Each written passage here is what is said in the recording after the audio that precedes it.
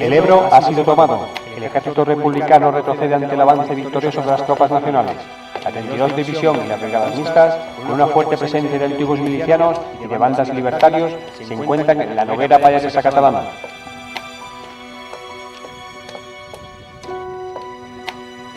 Cuando vino la guerra, empezó la persecución a los sacerdotes y el odio a la Iglesia católica y a todos los que eran fieles católicos. Mi padre se sentía perseguido. Viendo que las cosas iban mal, fue a buscar al párroco para buscar un lugar donde ocultar todo lo demás valor de la parroquia, como era la cruz parroquial, la custodia, los cálices. Casi milagrosamente se salvó todo. La historia martirial de don Francisco Solemassana es la historia de tantos padres de familia que, profesando la fe católica, padecieron martirio por no renunciar a su fe en una guerra cuya semilla de maldad la introdujeron agentes extraños a la idiosincrasia española. Así ocurrieron los hechos.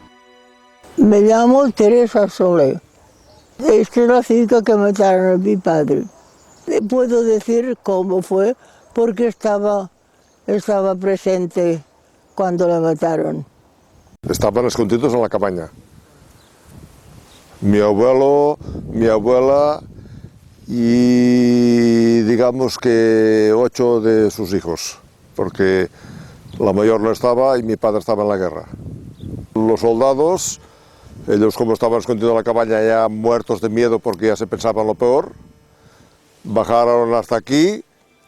Mi abuelo ya le dijo a mi abuela que aquí nos van a matar a todos y lo único que hicieron es separar a mi abuelo de mi abuela y de todos sus hijos, que se ve que trabajo les costó. Se lo llevaron hasta allí y allí le pegaron 4 tiros. Éramos 10 hermanos, yo era la cuarta, pero me acuerdo como si lo viera ahora. Pasó por aquí, que había un caminito, hasta que ya al final de allá. Entonces, mi hermana, bueno, mi madre le dijo a mi hermana, vete con tu padre, que dicen que tiene que declarar, no lo dejes, no lo dejes. Y mi hermana tenía 2 años más que yo. Se cogió a la cintura de mi padre y le dice, papá, yo no te dejaré, yo no te dejaré. Dice, recemos el acto de contrición que nos van a matar, porque había una voz que decía, mata a los 2, si no se quieren dejar, ella no puede bajar al pueblo, mata a los 2. Y entonces fue cuando se pusieron a rezar, y yo como estaba al lado también rezaba con ellos. Estábamos aquí, con el caminito, porque se lo querían llevar al pueblo. Tenemos aquí un testimonio que es impresionante, que es el testimonio de la hija de Francisco Solé, Teresa, que nos deja escrito con muchos datos y con muchas señales de lo que sucede en el mismo día del martirio y los días previos y posteriores, y con datos suficientes como para hacer una positio que se pudiese hacer llegar a Roma con gran material, pues todo este tema, ¿no?, de lo que es el martirio de su padre. Es interesante, por lo tanto, el testimonio, porque hablamos ya de un testimonio de visu, es decir, una persona que ha visto los hechos, una persona que vive, una persona que lo ha escrito y que testimonia el martirio de su padre.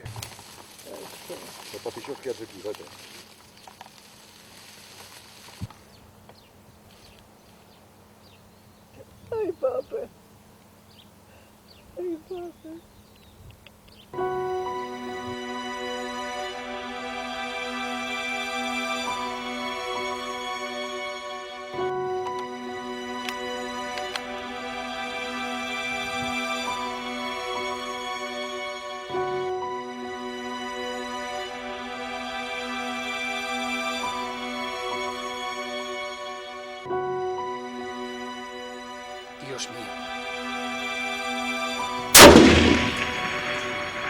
al momento dispararon, se puso los brazos en cruz, dice, Dios mío, pero no tuvo tiempo de decir nada más porque se cayó para adelante de cara al suelo, con los brazos en cruz como nuestro Señor.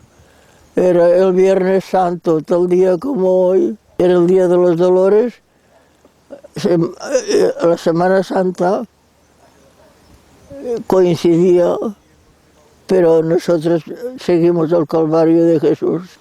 Su nombre consta en la lista, se lo llevan la familia consternada, la esposa, los niños pequeños que están presentes cuando detienen al padre, intentan retenerlo, intentan acompañar al padre para que no le hagan daño, y en esta situación tan violenta finalmente se desencadena el martirio, porque sin ningún miramiento los soldados disparan, como diríamos a bocajarro, sobre Francisco Solé, después de rezar con su familia mismo el credo en aquel momento, ¿no?, y de decir aquellas últimas palabras, Dios mío.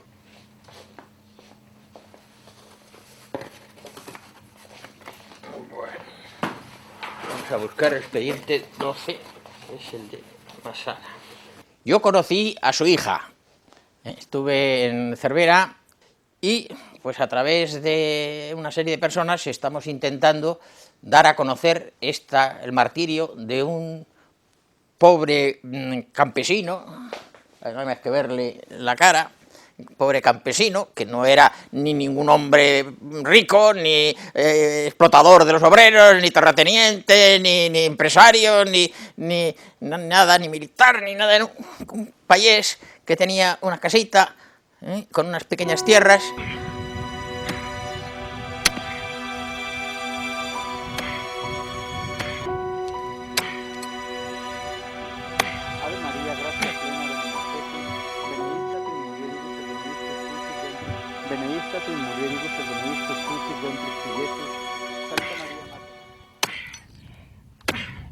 Este hombre, Francisco Solé, payés, un hombre que trabaja el campo, un hombre humilde, trabajador, que tiene 10 hijos, se ve en la tesitura, dado que el ejército republicano está de retirada y se acerca a la población donde él vive, se ve en la tesitura de tener que enfrentarse a hechos terribles, a la persecución posible y a la muerte, y en esas circunstancias él prima, evidentemente, el bien de su familia, procurando ocultarlos en un sitio alejados del pueblo, en una cabaña, en una cueva, donde él los va a visitar, y en ese momento de la visita es sorprendido también allí por los soldados republicanos, que le requieren, que van con una de aquellas famosas listas negras donde venían los nombres de las personas que se habían significado en aquel pueblo y en los pueblos de alrededor, simplemente por ser cristianos, por ser personas coherentes con su fe, no por tener ninguna ideología política. Hay un libro de Carlos Engel, Historia de las brigadas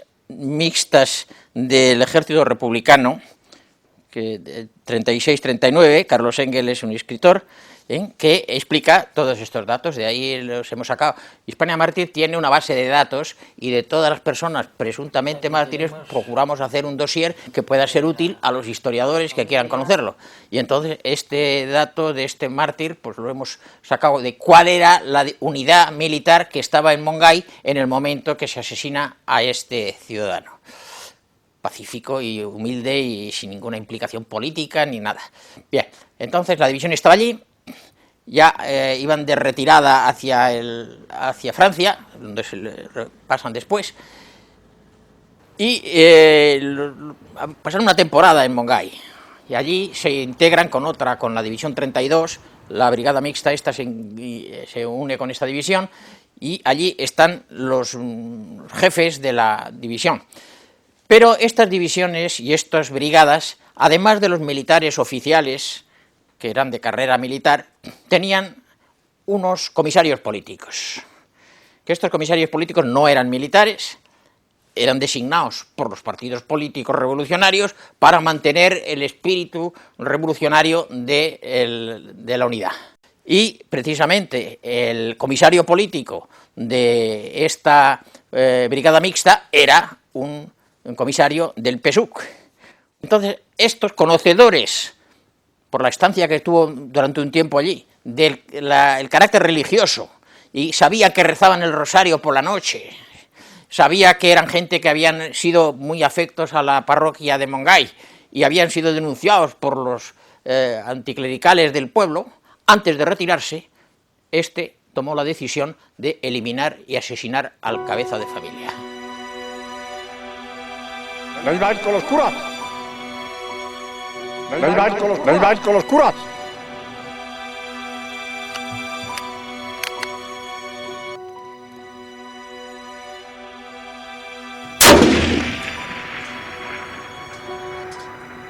Dio la vida por la familia, por la iglesia y por Dios, porque era un verdadero católico. Este es el lugar donde lo metieron y lo taparon un poco para que no le viéramos.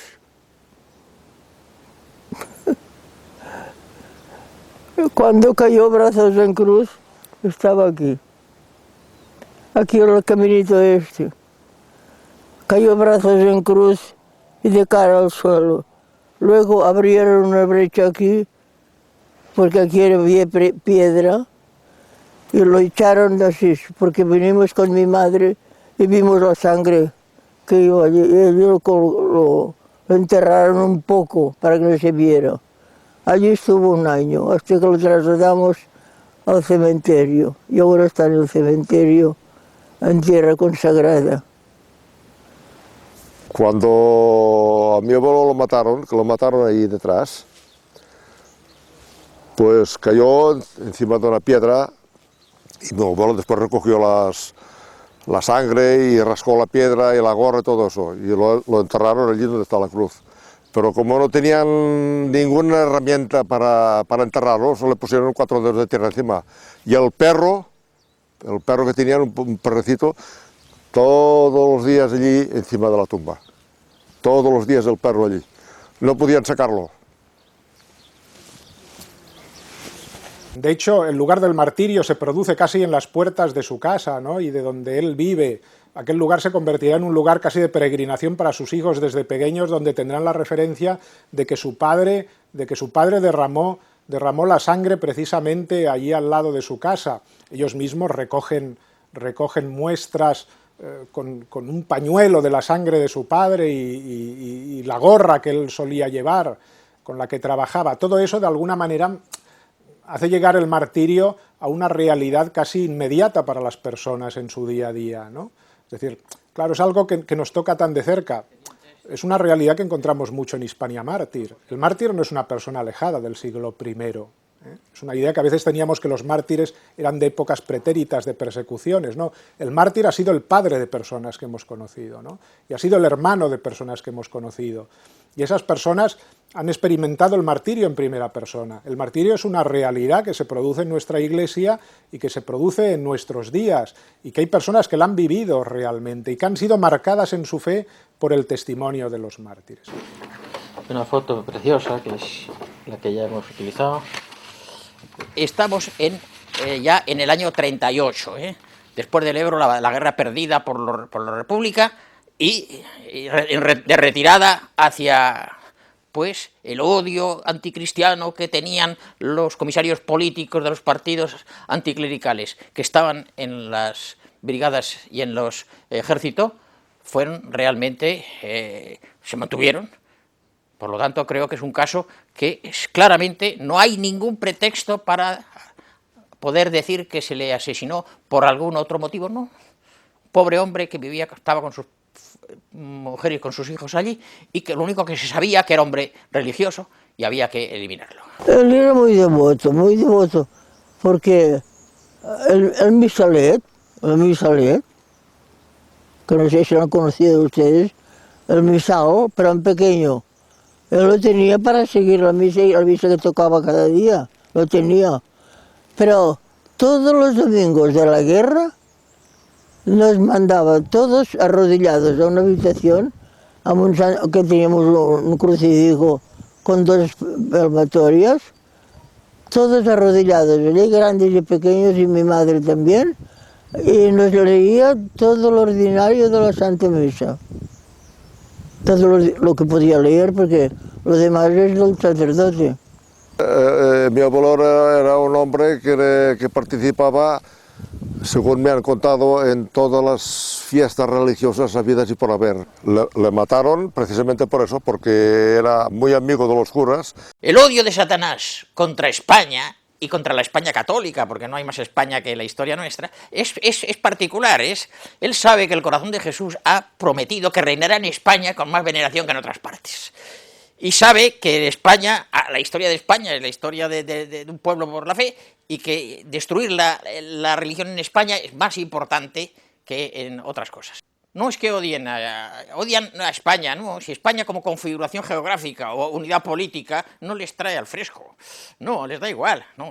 La historia de España, la esencia de España, lo que hemos sido España, eso es lo que tienen. Hay un odio anticristiano y en el fondo preternatural, diabólico. Cuando vino la República de España, no nos lo quieren decir, pero vino precisamente a descristianizar España. Cuando Azaña dice la frase, España ha dejado de ser católica, luego la explica, dice, hombre, no, ya sé que siguen siendo católicos, pero ya el catolicismo no es la fuerza motora de la nación española. La revolución en España, en realidad, la persecución a la Iglesia ya nace en los años 31, por ahí, ¿no? En los años 31 ya empieza la persecución, es decir, es una cosa que estaba programada, podríamos decir, bajo mano por la masonería, pues sí, porque una gran mayoría de los ministros eran masones, que había unos objetivos que había que cubrir y llegar, había que eliminar, es decir, en el gobierno de España había dos cosas que estorbaban. Una de ellas era la Iglesia, hay que eliminarla de cuajo, así hablando un poco con el lenguaje de ellos. Los militares era otra institución que había que eliminar. Y claro, ellos lo habían, dice, en algunos manifiestos, en algunos mítines, nosotros este problema de la Iglesia lo hemos resuelto fácilmente, como decía Companys. Hemos quemado todas las iglesias, dice, problema resuelto, ya no tenemos ninguna. Curas, a todos los que hemos podido los hemos eliminado, pues hoy otro problema resuelto. Misas, aquí no se dicen misa ya nunca. Luego he pensado un poco que había una intencionalidad clarísima. Después, cuando ya a partir de mayo del 37 hay un cambio en el gobierno y tal, pensad que ahí se radicaliza todavía más. Ahí sí que se siguen las normas estrictas desde Rusia. Es realmente caso infrecuente de que una unidad del ejército, aquí no hay incontrolados, aquí no hay gentes de tal, ni represalia por no sé qué, ni venganza, no, sin ningún motivo más que el carácter religioso. Por lo tanto, creo que es un caso que se podría beatificar perfectamente de que fue por odio a la fe católica que aquella familia representaba. Papa consideraba una gracia muy grande de Dios el martirio, poder ofrecer la vida por Dios, la Iglesia y la familia que tanto quería, y morir en brazos de mamá y entre los hijos que tanto quería. Un verdadero calvario. Él decía que el martirio era la gracia más grande que Dios concedía a un mortal. Dice, es muy triste que te tengan que matar por capricho pero dichosos los mártires, dar la sangre por nuestro Señor. Dichosos.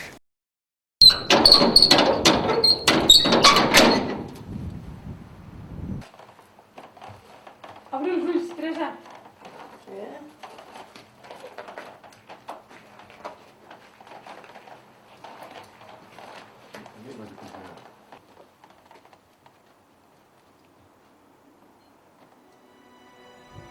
Papá, vuestro recuerdo nunca se borrará. Velad desde el cielo por nosotros. Ahora somos nosotros que, mirando al cielo, podemos decir de usted, dichosos los mártires. Nos enseñó una canción que todavía la sé. Al blasfemar fem guerra, en nom de Déu etern, traiem de nostra terra la llengua de l'infern. És vici detestable que fas blasfemador, tens el dimoni al llavi, l'infern dintre del cor.